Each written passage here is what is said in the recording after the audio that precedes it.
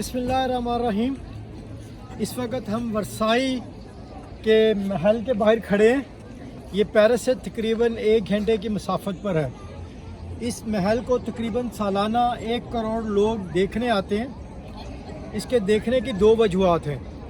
एक तो यहाँ पर 700 कमरे हैं और ये उस वक़्त दुनिया में जिस वक़्त दुनिया में ताज महल बन रहा था, ताज महल के 30 साल बाद इसको बनाया गया। ये उस वक़्त दुनिया का सबसे बड़ा महल था और यहाँ पे 20,000 के करीब लोग रहते थे, जिसमें से 10,000 बादशाह के दोस्त और उसके करीबी साथी रहते थे।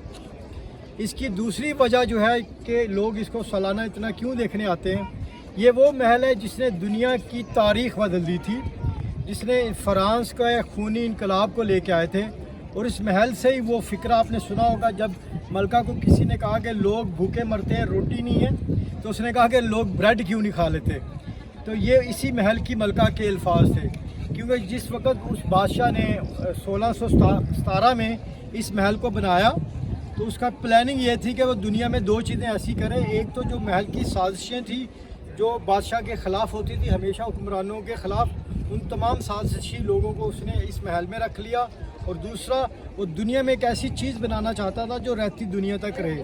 अफसोस कि आज ये महल तो है, लेकिन उस बादशाह के ख़ानदान का कोई फ़र्द भी ज़िंदा नहीं, क्योंकि जिस वक़्त ये महल बनाया गया था उस वक़्त इस पर इतना पैसा लगाया गया था। आप इमेजिन कर लें कि 700 लोग, 700 कमरे हैं और इसमें 20,000 लोग रहते थे और 30,000 मुलाजम थे। इसमें लाखों की तादाद में घोड़े और जानवर होते थे, लेकिन इसके ख़र्चे पूरे नहीं होते थे। तो फ्रांस गवर्नमेंट को उस वक्त जो सुपर पावर थी, दुनिया से कर्जा लेना पड़ता था सिर्फ महल को चलाने के लिए।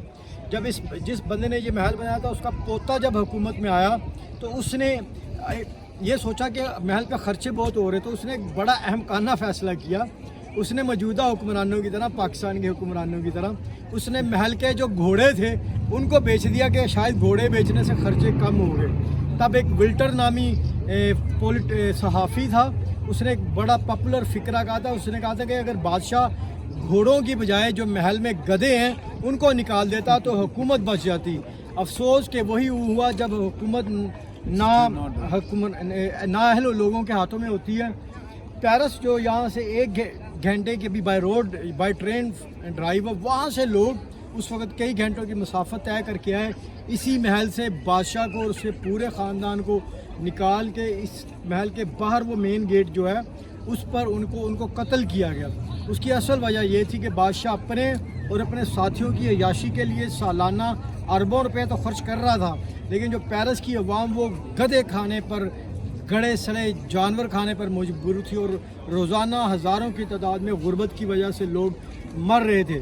तो फ्रांस का इनकलाब इसलिए मशहूर है कि जब अवाम अपने हुक्मरानों के ख़िलाफ़ निकलती है तो ऐसे 700 कमरों वाले महल भी हुक्मरानों को नहीं बचा सकते। बदकिस्मती के साथ अब इसी तरह के महल जो मिडल ईस्ट में बढ़ रहे हैं, पूरे इस्लामिक वर्ल्ड में जहाँ जहाँ ऑयल अवाम बढ़ रहे हैं, लेकिन उनकी अवाम उसी तरह भूखी मर रही है। शुक्रिया।